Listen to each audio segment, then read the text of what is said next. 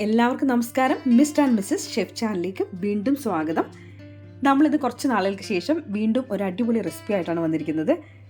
മലബാറുകാരുടെ special item ആയിട്ടുള്ള ഇഫ്താർ item ആയിട്ടുള്ള പാൽ വാഴയ്ക്കാണ് ഇന്ന് തയ്യാറാക്കാൻ പോകുന്നത്. വളരെ ടേസ്റ്റി ആയിട്ടുള്ള എന്നാൽ എളുപ്പത്തിൽ തയ്യാറാക്കിയെടുക്കാൻ പറ്റുന്ന ഒരു ഐറ്റമാണിത്. അപ്പോൾ അതിന് വേണ്ട ഇൻഗ്രീഡിയൻസും അതെങ്ങനെ തയ്യാറാക്കാൻ നമുക്ക് നോക്കാം. ഏറ്റവും ആദ്യം നമുക്ക് വേണ്ട മെയിൻ ഇൻഗ്രീഡിയൻ്റ് എന്ന് പറയുന്നത് വാഴക്ക അല്ലെങ്കിൽ നമ്മുടെ നേന്ത്രപ്പഴമാണ്. അപ്പോൾ അത് ഞാനിവിടെ 2 വലുതെടുത്തിട്ടുണ്ട്.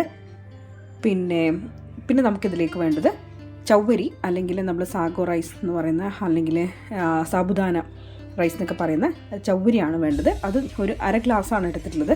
അത് ഞാനിപ്പോൾ 1/2 മണിക്കൂർ ഇവിടെ വെള്ളത്തിൽ സോക്ക് ചെയ്യാൻ വേണ്ടിയിട്ട് വെച്ചിട്ടുണ്ട്. പിന്നെ നമുക്ക് വേണ്ടത് പാലാണ്. പാല് ഞാനിപ്പോൾ എടുത്തിരിക്കുന്നത് ഹോൾ മിൽക്ക് പാലാണ്. അത് ലോങ് ലൈഫാണ് എടുത്തിട്ടുള്ളത്. നിങ്ങൾക്ക് നോർമൽ പാലെടുക്കാം. അപ്പോൾ അതൊരു 4 ഗ്ലാസ് വേണം. പിന്നെ നമുക്ക് പഞ്ചസാര മധുരത്തിന് വേണം. അത് ഞാനൊരു 1/2 ഗ്ലാസ് പഞ്ചസാര എടുക്കുന്നുണ്ട്. പിന്നെ നിങ്ങൾക്ക് ആവശ്യത്തിന് കൂട്ടിയും കുറച്ചൊക്കെ എടുക്കാം. പിന്നെ നമുക്ക് വറുത്തിടാൻ വേണ്ടിയിട്ട് കുറച്ച് നെയ്യ് വേണം. പശു നെയ്യാണ് എടുത്തിട്ടത്. പിന്നെ അതിലേക്ക് കുറച്ച് കാഷ്യൂ, അതുപോലെ കുറച്ച് റേസിൻസ്. പിന്നെ നമ്മുടെ ഫ്ലേവറിന് വേണ്ടിയിട്ട് നമുക്ക് ഏലക്ക പൊടിച്ചതാണ് വേണ്ടത്. പിന്നെ നിങ്ങൾക്ക് ഏത് ഫ്ലേവറാണ് ഇഷ്ടം, വാനില ആണെങ്കിൽ വാനില, വേണമെങ്കിൽ വാനില എസൻസ് കുറച്ച് ചേർത്ത് കൊടുക്കാം. ഞാനിപ്പോൾ ഏലക്ക പൊടിച്ചതും അതുപോലെ കുറച്ച് വാനില എസൻസും ചേർത്ത് കൊടുക്കുന്നുണ്ട്. അപ്പോൾ നിങ്ങളുടെ ഇഷ്ടത്തിനനുസരിച്ചൊക്കെ അത് മാറ്റം ചെയ്യാം. അപ്പോൾ ഇത്രയും ഇൻഗ്രീഡിയൻസ് ആണ് നമ്മുടെ ഇന്നത്തെ ഈ പാൽ വാഴയ്ക്ക് വേണ്ടി ആവശ്യമായിട്ടുള്ളത്. ഇനി നമുക്കിത് എങ്ങനെയാണ് തയ്യാറാക്കുന്നത് നോക്കാം. നമ്മൾ ആദ്യം ചെയ്യുന്നത് ഈ നേന്ത്രപ്പഴം ഈ രീതിയിലൊന്ന് കട്ട് ചെയ്തെടുക്കുകയാണ്. നിങ്ങൾക്ക് വേണമെങ്കിൽ നിങ്ങളുടെ ഇഷ്ടമുള്ള രീതിയിൽ കട്ട് ചെയ്തെടുക്കാം. പക്ഷേ അധികം നേർത്തതായിട്ട് പോകരുത്. ഈ രീതിയിൽ കട്ട് ചെയ്യുന്നതായിരിക്കും കുറച്ചും കൂടി നല്ലത്. ഇനി നമ്മൾ ചെയ്യുന്നത് ഒരു പാനിൽ 2 ടേബിൾ സ്പൂൺ നെയ്യ് ഒഴിച്ച് ചൂടായിട്ട് വരുമ്പോൾ അതിലേക്ക് ഈ കാഷ്യൂ ഇട്ട് നമുക്കൊന്ന് വറുത്തെടുക്കാം.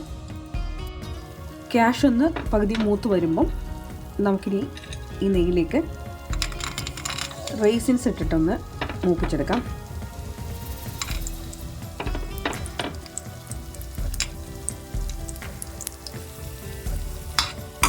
ഈ റൈസിൻസും മൂത്ത് വന്നു കഴിഞ്ഞാൽ നമുക്കിത് നെയ്യിൽ നിന്ന് മാറ്റി വെക്കാം.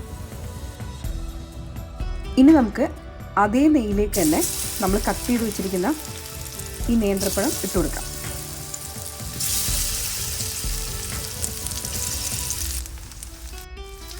ഈ നേന്ത്രപ്പഴം നെയ്യിൽ കിടന്ന് നന്നായിട്ട് വഴന്നൊന്നും വരണ്ട.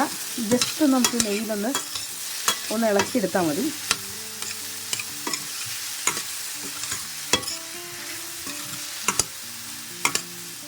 ഈ നെയ്യിൽ ജസ്റ്റ് ഒന്ന് ഇളക്കിയെടുത്തിട്ടുള്ള ഈ പഴം നമുക്കിനി വേറൊരു പാത്രത്തിലേക്ക് മാറ്റി വെക്കാം. ഇനി നമുക്ക് ഒരു പാനിൽ 2 ഗ്ലാസ് വെള്ളം ഒന്ന് തിളപ്പിച്ചെടുക്കാം. ഈ വെള്ളം തിളച്ച് വരുമ്പോൾ നമ്മൾ 1/2 മണിക്കൂർ കുതിർത്ത് വച്ച് പിന്നെ ഡ്രെയിൻ ചെയ്തെടുത്ത ഈ ചവ്വരി ഇതിലേക്ക് ഇട്ട് കൊടുക്കാം. എന്നിട്ട് നമുക്കിത് ട്രാൻസ്പെറൻ്റ് ആവുന്നത് വരെ നമുക്കിതൊന്ന് നന്നായിട്ടത് വേവിച്ചെടുക്കണം. അത് വെന്ത് വരുമ്പോഴാണ് ഈ വൈറ്റ് കളർ മാറിയിട്ടത് ട്രാൻസ്പെറൻറ്റ് കളർ ആവുന്നത്. അപ്പോൾ അതുവരെ നമുക്കിത് ഒരു 1/4 വേവാവുന്നവരെ നമുക്കിത് അടച്ചു വെച്ച് വേവിച്ചെടുക്കാം. ഈ ചവ്വരി പിന്നെ ഇടയ്ക്കൊന്ന് എടുത്ത് ഇളക്കി കൊടുക്കണം. നമ്മളിത് ഓൾറെഡി ഒരു 10-20 മിനിറ്റ് കുതിർത്ത് വച്ചതുകൊണ്ട് തന്നെ ഒരുപാട് സമയം എടുക്കില്ല വേവാൻ വേണ്ടിയിട്ട്. അങ്ങനെ ഇതൊരു 1/4 വേവ് ആവുമ്പോൾ നമുക്കിതിലേക്ക് നമ്മൾ നെയ്യിലൊന്ന് ജസ്റ്റ് ഒന്ന് വാട്ടിയെടുത്ത് നമ്മുടെ ഈ പഴം ഇതിലേക്ക് ചേർത്ത് കൊടുക്കാം.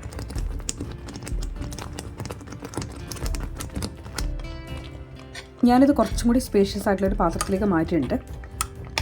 അങ്ങനെ ഇതൊരു 5 മിനിറ്റ് നമ്മുടെ ഈ ചവ്വരിയിൽ കിടന്നിട്ട് പഴം ഇങ്ങനെ വെന്ത് വരുമ്പോൾ നമുക്കിനി ഇതിലേക്ക് പാല് ചേർത്ത് കൊടുക്കാം. ഞാനിപ്പോൾ ഇവിടെ 4 ഗ്ലാസ് പാലാണ് ചേർത്ത് കൊടുക്കുന്നത്.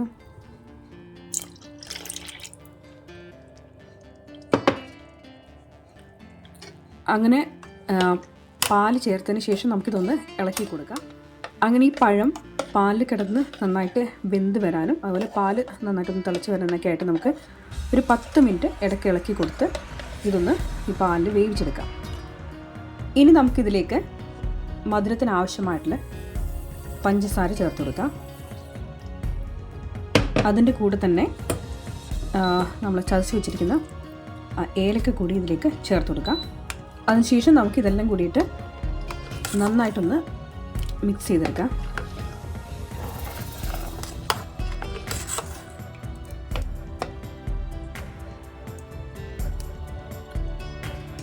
ഇതിൻ്റെ മധുരം ബാലൻസ് ചെയ്യാൻ വേണ്ടിയിട്ട് നമുക്ക് വേണമെങ്കിൽ ഇതിലേക്ക് ഒരു നുള്ളു ഉപ്പ് വേണമെങ്കിൽ ചേർത്ത് കൊടുക്കാം. എന്നിട്ട് വീണ്ടും ഒന്ന് ഇളക്കാം. നമ്മളിതിൽ സാഗോ ചേർത്തുകൊണ്ട് തന്നെ ഇത് ഇരിക്കുന്തോറും കുറുകി വരാനുള്ള സാധ്യതയുണ്ട്. എന്നാലും നമുക്കിത് ഒരു കുറുകുന്ന പാകമാകുമ്പോൾ നമുക്കിതിലേക്ക് നമ്മൾ നെയ്യിൽ വറുത്ത് വെച്ചിട്ടുള്ള കാഷ്യൂവും അതുപോലെ റേസിൻസും ചേർത്ത് കൊടുക്കാം.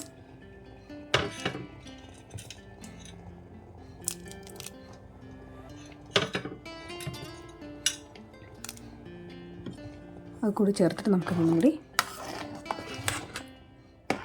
ഇളക്കിയെടുക്കാം.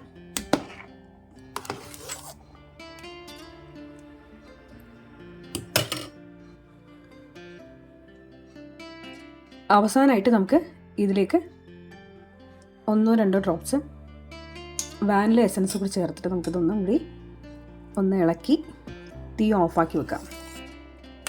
അപ്പോൾ നമ്മുടെ രുചികരമായിട്ടുള്ള മലബാർ സ്പെഷ്യൽ പാൽ വാഴക്ക ഇവിടെ റെഡി ആയിട്ടുണ്ട്.